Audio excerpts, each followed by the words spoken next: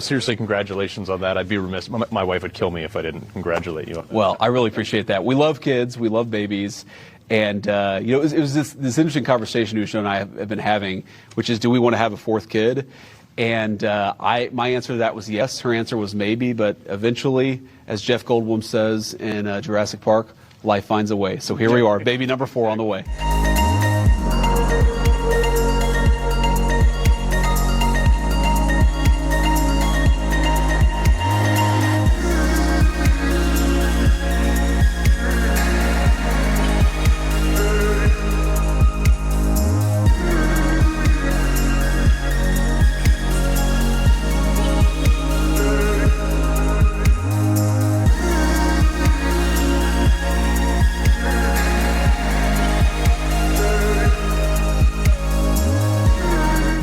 Possibly, too, the other memes for Secretary Marco Rubio may be the new nanny for the congratulations, yes, by the way. That's right. Thank you. We're very excited. Marco's going to be the highest priced nanny that we've ever had, but great. Yeah, between being DNI and Secretary of State. You know, what's another job when you've already got 4? It's fine. So, but no.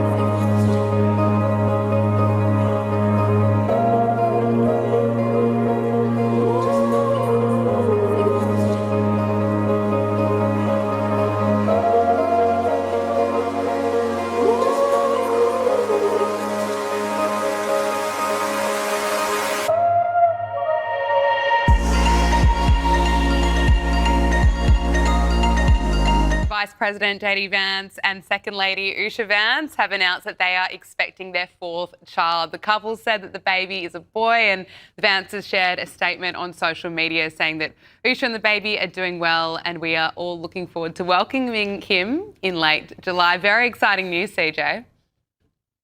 No, it's incredibly exciting news. This is actually the first vice president who will actually be welcoming a child, while they are currently serving in that office. And I think it speaks to the fact that there is a new generation of conservative leadership that is going to take the helm very, very soon in this nation. While, of course, you look over to the left, it's just a party of old white guys, which is ironic because they accuse us of being that. But I love this news from JD. This is child number 4. And I've always said that if we're actually going to beat the left, we got to outpopulate them. And so while they're aborting all of their babies, we'll create more of our own. CJ Pearson, RNC Youth Advisory Council co-chair, thank you so much for joining us once again. It's always great to speak with you. Good to see you, my friend.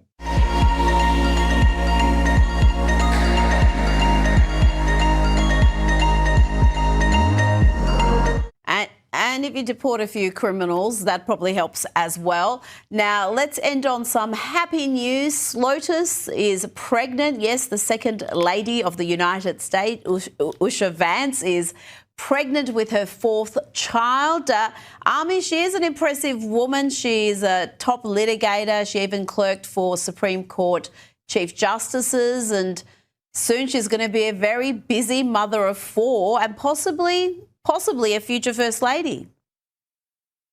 Yeah, Slotus. I don't like that term. That's a weird term. Don't use that again, please. Please. I didn't come up with it. It's Second Lady of the United States. No, I get the acronym.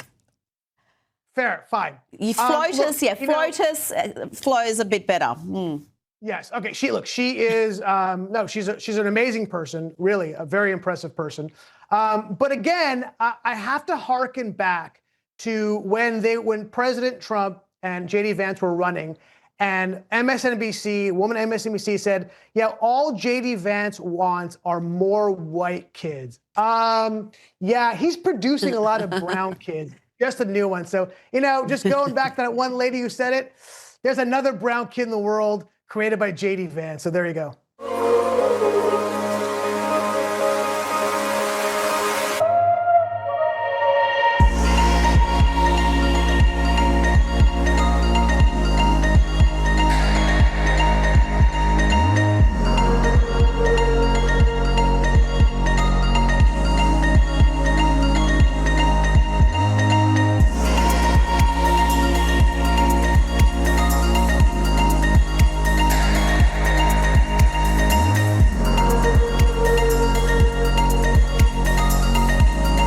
Before I let you go, I just want to bring you President Trump's comments on Marco Rubio. He said that Marco Rubio will be going down as the greatest Secretary of State in United States history. Let's listen. That the Democrats probably wish they didn't do that. And Marco has been fantastic. Marco, stand up, please. You have done a great job as Secretary of State. He's going to go down as the best Secretary of State. And Scott, and we have Susie, who's the first female Chief of Staff, and she's the best Chief of Staff, too. We've been seeing a lot of Marco Rubio on our screens, and you can really see how much confidence Donald Trump has in him. Josh, what's your assessment of Marco Rubio? I think Marco Rubio has had a historic first year as Secretary of State. I mean, the sheer number of peace deals that America has orchestrated across the world, everywhere from Thailand and Cambodia to India and Pakistan to Rwanda and the Congo, Armenia and Azerbaijan, the Middle East. I mean, basically everywhere they go, they're getting more peace deals. And then you kind of couple that with some of these staggering operations. I mean, the Nicolas Maduro operation, which everyone recognizes was the brainchild of Marco Rubio, this was staggering. I mean, this was an incredible reassertion of American Western Hemispheric dominance. So I think Marco Rubio is absolutely soaring right now. I mean, he's already the first man to serve as both Secretary of State and National Security Advisor since Henry Kissinger famously served both those roles there. Look, if I were a betting man, which I'm really not, but if I were a betting man, I would be long on Marco Rubio for the 2028 Republican presidential nomination. I'm not predicting that. I think JD Vance is still the favorite right now. But it seems to me that Vice President Vance is somewhat stagnating at a moment where Marco Rubio is profoundly ascendant. And don't discount the possibility that maybe, just maybe, Trump could actually potentially endorse Rubio. I mean, most recently, he's been talking about JD as his anointed successor. But, I mean, you said it, Gabrielle. Trump clearly loves Marco Rubio and clearly has a ton of trust in this guy there. So we'll see. It could get very interesting. Look, I wouldn't be surprised if he endorsed Marco Rubio either. John, what do you think? Well, I think we have to wait until Trump's term is over and let a little time go by to see what the cumulative effect of all these foreign policies turns out to be. We'll leave that to the historians, but I agree that Marco Rubio is doing a terrific job. I know Marco a little. I've worked with him.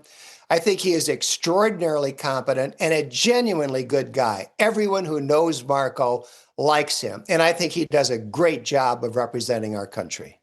John Hinderaker, President of the Center of the American Experiment, and Josh Hammer, Senior Editor at Large at Newsweek. Thank you both so much for joining us. Thank you, Gabrielle.